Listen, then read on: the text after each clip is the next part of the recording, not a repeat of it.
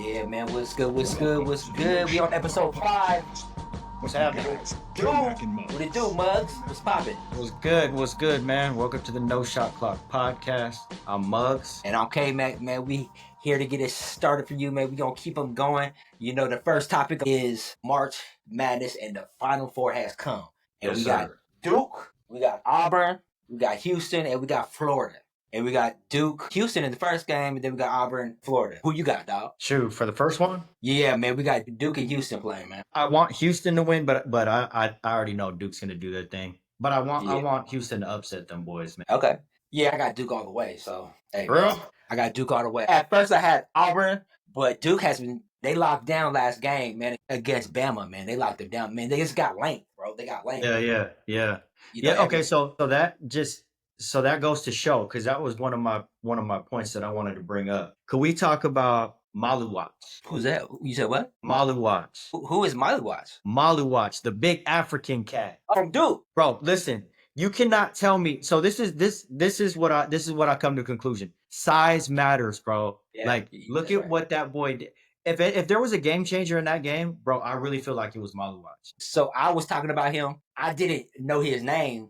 He was playing crazy defense in the post and on the outside. Look, he was guarding Sears the whole time outside. I'm saying. So that goes to show, like, man, size matters, right? Okay, so Alabama got them 2 guards. Bro, they couldn't really get off like they wanted to. Right. You know what I'm saying? And then if you watch Maluwatch on the pick and rolls, he's unstoppable. Yeah.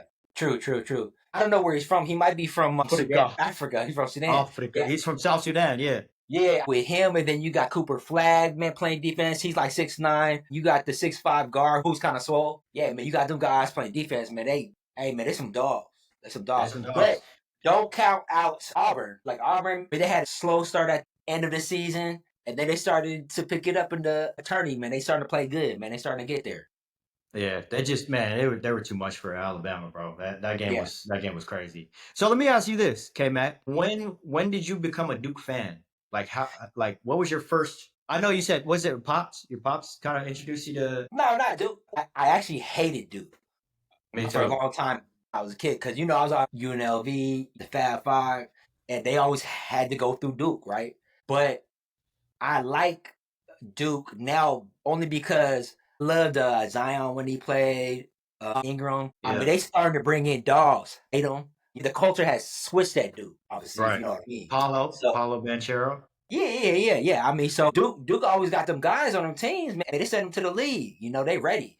So this is more recent. This is a more recent thing. Yeah. And the coach, I saw something on the coach, man. He's from Chicago area. He's not from like the city, but he's from suburbs. Everybody from the city of Chicago who played against him, the head coach, what's his name? John Shire. Uh-huh. Like, everybody said he was a dog when he played. Like, so he's taking that mentality, and there's a reason why K was like, hey, I'm going to hand it off to him. Yeah. Right? Yeah, so he built that team with the Final Four in mind, he said.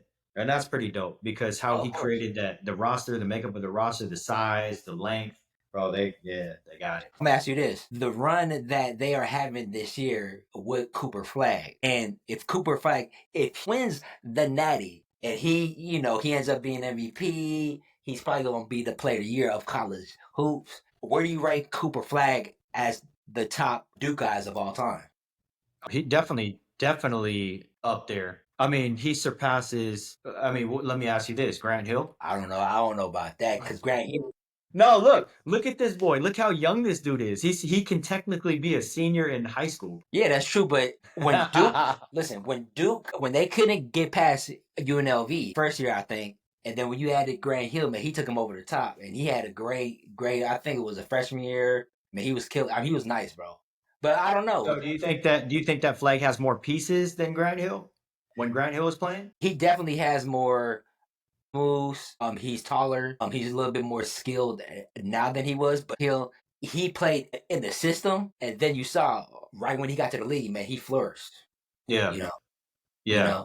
So, but yeah, I mean, shoot, man. I definitely think he's going to surpass the Zions. Now, I think that it's really going to be determined on his first couple of years in the league, because if he becomes a complete bust in the league, then I don't think we're having that conversation. Yeah, that's true. I think that he's going to be. He's probably going to be a rookie of the year I say easily just by his skill set and just how much of a dog he is right now, you know? He gets his points quietly sometimes too. And he'll throw up 30 plus points, and then you'll be like, well, where did that come from? So let's talk about the Florida and Texas Tech game. Texas Tech, bro, beat Arkansas a game before, had a nice run. Florida has a primetime player, point guard, is a killer. He came to play. That's what it was, you know? So that was crazy. Yeah. But let's flip it over. Man, Texas Tech, this goes to all you kids that don't think that free throws is important, man. I think that they lost that game themselves. Right. You know, there's a lot of clutch free throws that they missed that could have really sealed the deal for them. Right. Practice free throws, kids. Practicing the free throws. That's what happened in female games. A lot of teams, they couldn't hit the free throws, and these girls were just hooping. We got UCLA, we got South Carolina, we got UConn, and we got Texas. You know? So pick UCLA, man. Tough. They got a good big vets, and they got a nice point guard in Rice, man. Let me look and see what's going on this, because I think I know a girl on this UCLA roster. You always can't count out South Carolina and Dawn Staley's run, man. Her run has to be studied, like for sure. Yeah, but I'm a huge fan of just UConn girls basketball, women's basketball, I should say, man. They're always ready. Yeah, they're always gonna be ready, bro. You got Gino, man. Paige buckets, man. She's nice. Yeah, go with it. Yeah. So we got them, man. I got UCLA because they got inside out game, and they got the big. Yeah, but you're also a UCLA fan in general, aren't you? Yeah, a little bit. UCLA, man. They're deep, man. They got 3-point shooters, man. They got it big. They got the point guard, man, and they got the coach, man. We'll see, man. It's gonna be a run. You think they got enough to knock off UConn? I think they do inside and with the guard play. And that's the thing about UConn. They handled USC, but USC played good without Juju. If USC had Juju, they would have beat UConn yesterday. So it wasn't a blowout, but it was a good win. But at the same time, you got UCLA, man. They tough, man. Trust me. My pick is South Carolina. I like how they play. They're gritty, man. They play with that chip on their shoulder, man. Yeah. And I love the coach. I love the head coach. Yeah, man. She becoming swagged out. Like, she be in that Gucci, she be in that whatever. Also, don't count out Texas. I saw them play. Man, they pick up half court. Yeah. Hey, man, they are in your face. Yeah. I'm telling you, they in their face, man. TCU early on, they had them rattled. Yeah. Yeah. You know it's going to be fun. The Final Four for the girls is definitely going to be fun. We're going to change it up, man. We're going to talk about UNLV. So we're going to talk about the old running Rebels of 89-90. They're coming out with a documentary. What? You know about that? Coming out with a doc, man. Larry Johnson and them. They're going to be part of it, like the whole crew. Stacey Augman, Greg Anthony. So we talk about game changers, like pivotal game changers of our era. And I brought up Nick Van Exel. Bro, for him, he had eyebrow. Remember the slits in his eyebrow? He had the little bop in his game. He was a game changer. To the hole, like he cradled it. He took it to the hole like a running back. Then Yeah. So why I brought up him is because we talk about game changers. Kids, young adults who don't know about the Running Rebels, man, when that thing drops, y'all got to watch it. If you want to learn what a brotherhood is all about, chemistry, I guarantee you they're going to be all about that. And how they played in unison. They played for each other. Yeah, so they played up and down. If you talk about up and down, like the AAU stuff right now, up and down, that was the epitome of their play. They was up and down the court, alley hoops. Yeah. Just right. They averaged maybe 90 points a game because they was being teamed by points. Smacking. That's how good they was. Yeah. Yeah. You know what I'm saying? But I loved how they just played for each other, man. When everybody was celebrating each other's victories, you know what I'm saying? It didn't even have to be. And that was one of the teams where you saw somebody fall down on the ground, everybody was running to go pick them up. You know what I'm saying? Like, you just felt that energy from that team. And I think that's one thing that they're going to bring to life, man. I can't wait to see that. I didn't know they were dropping it. Yeah, man. That's going to be a cold move, man. It's going to be a cold doc. Do you think it's going to be a thing is going to be as big or not as big? Like, is it going to be comparable to the hoop heads, kind of like The Last Dance? Because, like, a lot of people really want to see it. And there's a lot of people's childhood, right? So I really think, like, a lot of people are going to tune in. It's going to be, like, cultural and nostalgic, too. You know what I'm saying? For sure. But I don't think it's going to be as... Oh, go ahead. No, because also, you got to remember back then, in the early 90s, a lot of people were sporting the UNLV gear. It was popular. What? Come on, man. The parkas? It was the swag, right? You know what I'm saying? Yeah, man. Them UNLV hats, everybody had those. And not Everybody, even knowing why they were wearing them. But right? to go back to your question, I don't think it's going to be as fast of an impact as The Last Dance, but I think it's going to slowly pick up steam because everybody knows about Jordan, right? Right. People are Yeah. going to question, like, what is this UNLV team about, especially the young heads? Right. When they go back and watch film and stuff, they're going to start spreading the word. Oh, man, I didn't even know about that. I didn't even know this existed back in the day. Man, I'm Right. telling you. It's going to catch fire. It's not going to be as fast as your typical Jordan movie or documentary or whatever. But I definitely think they're going to get their flowers. Yeah. Yeah, man, that's gonna be dope. All right, man. We're going to go back to women's hoops, and a familiar name is Caitlin Clark, right? So she had rookie card sold for $336,000. It was the most expensive card ever sold by a female. That's crazy. Signed, by the way, too. So. It was signed. Do you Yeah, think that had something to do with it? Yeah, of course. I mean, yeah, but at the same time, rookie card for a female so that high, that's So crazy. let me ask you this: how many of those cards do you know were printed? Oh, I don't know. I don't know anything about that. Because I'm gonna go find me one of those. Find you one, right? You remember back in the day, we used to try to hit like it was scratch tickets or something like yeah, that. man. Yeah, like we used to count them out, be like, oh yeah, this is one. Oh yeah, I'll take that. Yeah, take that one. And then you throw the other ones away. Big ups to her, man. So I love. Yeah, shout out Caitlin Clark. Again, I'm telling you, man, with Caitlin Clark, she is that game changer for women's. I wouldn't say game changer. She is a pioneer, one of the pioneers for women's sports, bro. That's gonna help elevate them financially. Oh, of course, 100%. She is box office. She's must see TV. She's like the equivalent. I'm not gonna say the equivalent, but close to what Steph is to the NBA. Absolutely. What she is to the WNBA. I mean, it's exciting. Why would you say you wouldn't say? Because man, look at what she's done. How big is her? How big is? I mean, she might be making. Let's pull it up. That's probably like $80K, maybe. I don't know. Like $80K. No, she got the milli. She's touching the M's. Yeah, but that's more of her endorsement deals. Her salary is rookie salary last year. That's probably like 80,000. I mean, but they might have changed it. But I'm just saying. That's neither here nor there because she's still making that's attached to basketball. So if it's through Nike and all them brands are watching the league, right? So they're at the end of the day, they're probably gonna pay more than contracts in general. You know? Yeah. Well, I'll tell you like this, right? There's a thing coming out where these players in college who are the top players who are projected top 10 picks in the WNBA draft, they have an option to come out, But in college, I mean, they're making like $2 to $3 million on the NIL. Yeah. But are they gonna make that once they get to the right?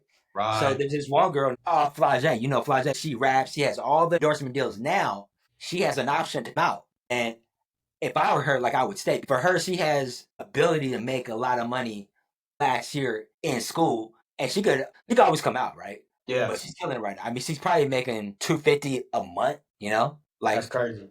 Yeah, man. So Caitlin signed an 8-year, $28 million deal with Nike. Yeah, there you go. She's good. She's good. What do you think about? I'm gonna go off track for a quick sec. Mikey, he was with UCF. Oh yeah, I know you're talking about Florida.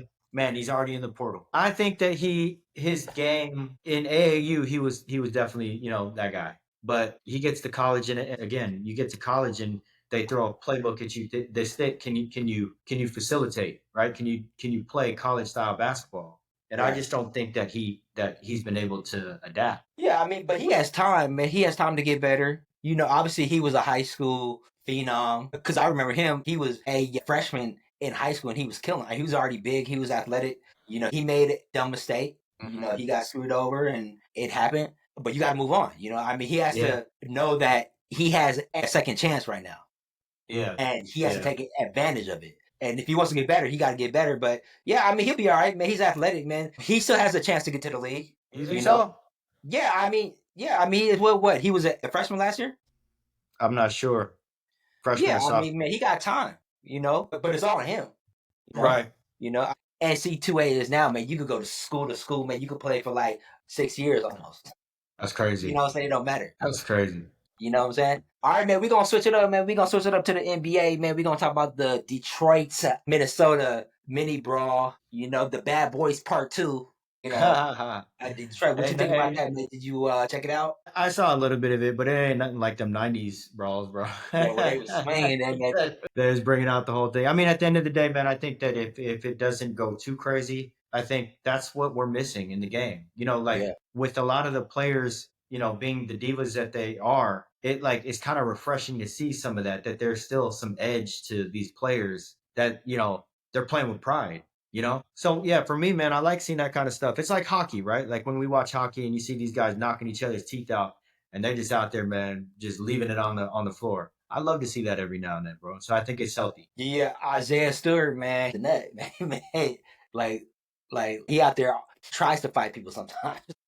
Hey, man, and people, how many of the guys that he's facing are like, oh man, I gotta guard this guy tonight, or he's gonna guard me. Yeah, it brings a little bit of that, like Yeah, I don't want to play this dude. it was a lot of like just pushing and shoving and grabbing each other. Nobody like they out there throwing hands like Chris Childs. You know what I'm saying? Right. You know what I'm saying? They out there doing that. You know what I'm saying? Much respect. Yeah. Sorry. You know what I'm saying? But yeah, man, they out there doing that. You know what I'm saying? Then that's what I'm saying. I know it's nothing like the '90s. Like when they used to get down with them, or what was that? 2000 when the Pacers got into it with there was a couple of them. The Pacers and Detroit. That's what it was. What? Yeah, but there were some other ones too. Yeah. When they were in the stands and everything, man. It was crazy. It was crazy. Yeah, man, we gonna stick with the NBA, man. They got Zion, man. Hey, man, for the season with a back thing. He only played like 30 games this year, man. It's a damn shame, man. But I really don't. I mean, just his build, man. I was calling it like when I first seen him. I was like, man, there's no way that his frame is gonna be able to sustain, like for 10 years. What year is he in? I mean, I don't know. 5? I think 5 or might be 6. I don't know. 5 maybe. He was just a freak of nature, but I really don't feel like he's been taking care of his body because he always has off-season issues. Then he pushes himself to get into the shape. It's like your body can only take so much, bro. Right. Like yeah. I mean, just imagine if you're 6'5", 6'6", and you weigh 300 plus. That's crazy. But still jumping out of the gym like that. And that's a big lineman. Yeah. You know what I'm saying? And he's playing hoop up and down. Just imagine that. Up and down. You see how the cat walks, man. His knees be clicking. Yeah. You got that Kenny Smith walk. Kenny Anderson walk with the mirror leg. That Kenny Anderson walk, man. That's crazy, bro. Yeah, man. Like another thing that happened in the NBA, man. The Grizzlies, they fired their head coach Taylor Jenkins, and they're still in the playoff race. I think they're seeded 5 right now. I think. Man, everybody's saying didn't like the style of play. Why would you fire a coach in the middle of the season or the end of the season and in the playoff race, like in the mix? It sounds kind of fishy. What do you think? I think that was a really weak move, and it has to be something that we can't see because look what he did to the program, bro. Look what he did to the franchise. He done turned that thing around, man. And for them to do that at this point, like right now, it's a head scratcher for me. But I definitely think that it has to do with, let's call it what it is, man. The superstars, they have more say than we know. Way more say. True that, man. True that, because he was a good young coach and everything, man. So yeah. But he'll get another job somewhere else. I believe that he'll go and do the same thing. They always do. Look, I'll tell you, NBA, man, they are opportunity. They keep everybody in the mix, man. Keep everybody in the mix. So tight knit group. That's why everybody know everybody. Everybody know already. All right, man. We're gonna switch to the college football, man.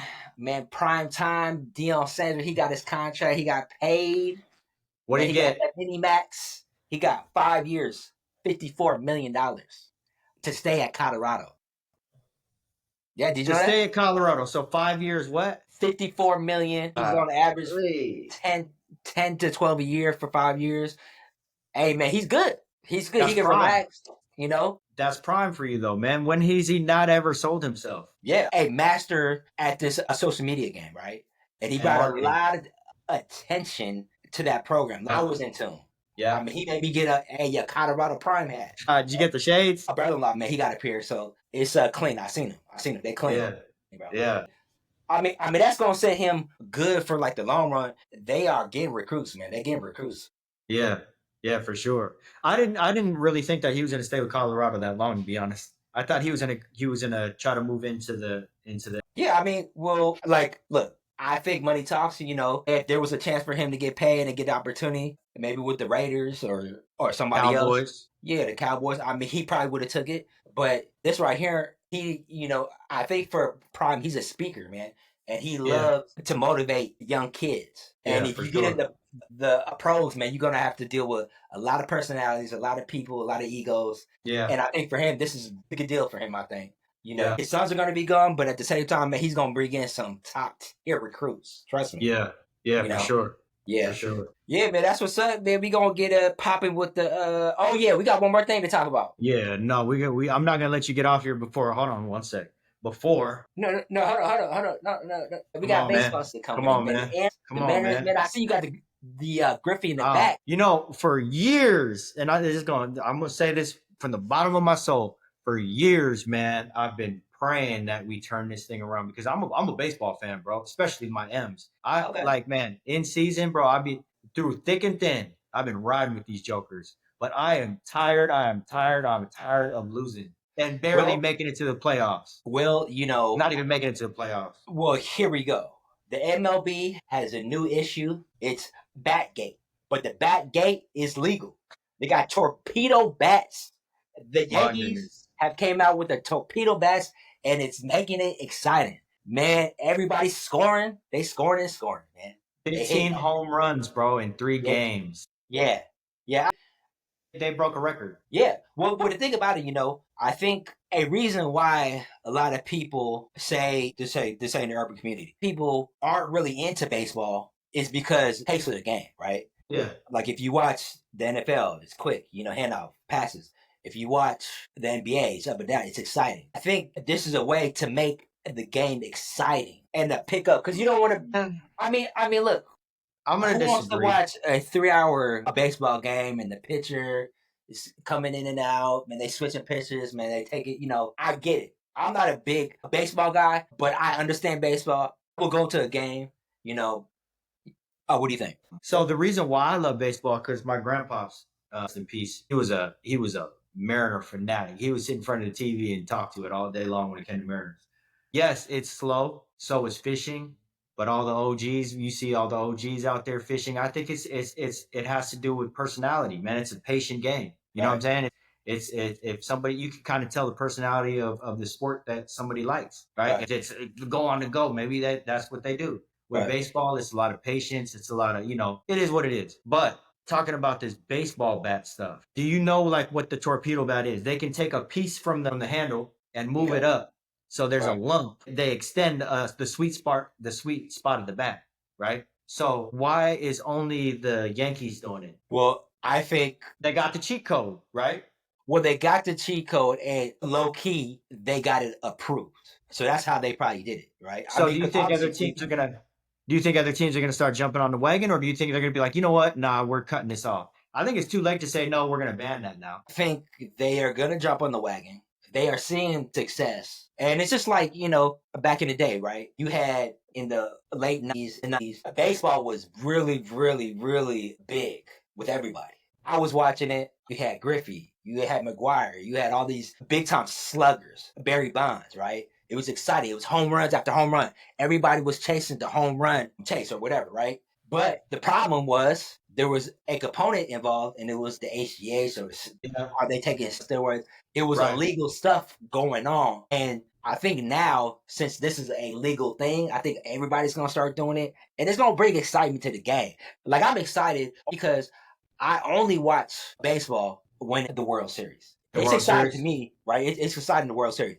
But to watch a game during the season, it's hard for me. Right? Yeah, for sure. It is. For sure. So okay, so we're going back to I had some. Okay, so here's what I think that can really change the game without changing it too much. Okay, let me talk about pitchers first. If you look at the league today, man, there's so many pitchers throwing that heat. Back in the day, it was rare that cats was throwing in the hundreds. You know what I'm saying? Maybe Randy Johnson, remember?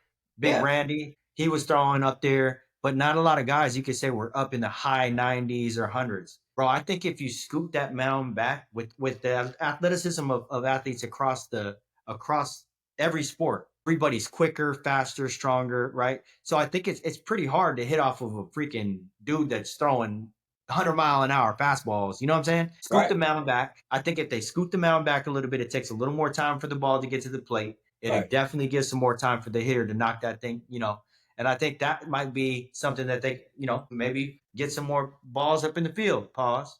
Oh, of course. Anything and everything to make the game more exciting. Exciting, for sure. Exciting. Okay, but do you want to see an NBA game, bro, scoring 150, 160 points a game? No, I mean, not to that point, because then it's a pick. There's no defense, right? Yeah. Yeah. And that's the thing for me. It's like, man, if it's broke, don't fix it too much. Or if it's not broke, don't fix it. But I don't know. Do we want to see games like baseball games 20-25, bro? A home run derby? Yeah. When we meet Seattle, I mean, let's try to go to a game and we'll check it out, man. We'll see what's up. Let's do it. Let's do it. Okay, so yeah, man. So that's about it, man, for this one, man. We got the top five segment. We got the top 5 wide receivers. Yes, what I'm saying, man? You want me to go first, or you got it, man? Yeah, man. Throw it out there. I'm curious to see who you got. Okay, top 5. KMAC's top 5 picks. Here we go. Yeah, man. So I got my all-time top 5 wide receivers. At number 1, I got Jerry Rice, the 49ers great. I got Randy Moss. Go ahead and get that thing, Randy Moss, man. There. Moss fly. I got Michael Irvin. I got Larry Fitzgerald, the sure-handed receiver. For sure. And then at last, I got my guy T.O. T.O. is the man who does sprints in the water. He's cold. He's cold, man. Like people don't give him enough respect. Yeah. Especially in that last Super Bowl that he played in, the Eagles, when he came back from the ankle injury. But he was killing in that game, man. He was killing. Yeah, for sure. For sure. Hey, man, who you got? Man, I'm gonna have to take out one. Yeah, I'm gonna take out Jerry Rice. What? Yeah, because I'm basing this off of favorites, right? Right. Okay, yeah, that's cool. Top 5 favorites. And I'll tell you who my replacement for him is, Andre Rison. Hey, man, he had routes. I loved Andre Rison. He was a dog, too. He was a dog. Yeah. Deshaun Jackson. Oh, DJ. A deep threat DJ. Yes, sir. Yeah. Yes, sir. Yeah. Marvin Harrison. And I'm gonna credit a lot of that to Peyton Manning. You know what I'm saying? But at the end of the day, he's going to get it. Hey, man, he got routes. Yeah. Yep. And then I'm gonna have to go with Tim Brown. Oh, Tim Brown. Oh, yeah, he was cold. He was solid. I'm gonna have to go with Raiders, Tim Brown. And last but not least, you said your last pick was T.O. Yeah. Well, his right hand man, mine is Ocho Cinco. Ocho. Come on, man. How you forget about that boy Ocho? Yeah, man. Ocho had them feet. Man, he had that feet where, hey, man, he was quick. That's my top 5. Respect. Yeah. Yeah. All right, man. Some songs we want to put up. We want to. Hey, man, this one's on you because I put the last one on. So let's see. All right, man. I'm gonna put them up, man. Test your game, man. It's all about. Oh, man. It could be some old school cuts. Let me see if you can hear these. New school, old school. All right. Let me see if you know this one. You hear it? This is a jam right here. That's what's his face. The gay dude. Come on, man. That's the gay dude with the what's his face? No, it's not. Is that Bruce Springsteen? Bruce Springsteen? Oh, you're close. Who is that? Take a look at me now. Yeah. Bro, I know the song. Who? Phil Collins. Yeah, Phil Collins. I said the gay dude, bro, with the glasses. He be rocking the glasses. Oh, man, that's Elton John, man. That's Elton John. Elton John, yeah, you're right. You close, though. Phil Collins. Okay, here's another one. Man, damn, you're killing me today, bro. Hey, man, it's the open. That's Monica. No, not Monica. What's it called? Sister. AJ's sister. Brandy. Yeah. All right, man, I got one more. Man, I got something for you next week. I got something for you since you're going into alternative and classic rock and stuff. No, I mean, hey, man, it's a ballad. It's a ballad last, For sure. What's the last one? All right, man, I'm going to give you one. Man, you probably going to know this one. I'm one for one right now. You 1 for 1, man. Let me see. Yeah, here we go. Yeah, man, you probably know this one right here. Oh, man, you know this one. That's Tevin, man. Come on, man. Yeah, man. Yeah, man, that was too easy. That was too easy. Yeah, that's the jam right there. That's the jam. That's the jam. Everybody, yeah. I just got to let it play for a second. Yeah, you got to let that ride. Bing. Yes, sir. All right, man. Yeah, man, that's it, man. That's episode. Moving and grooving. No shot clock, baby. Yeah, man, I'm out, man. Okay, Mac. I'm Muggz. That's out. Peace. Yes, sir.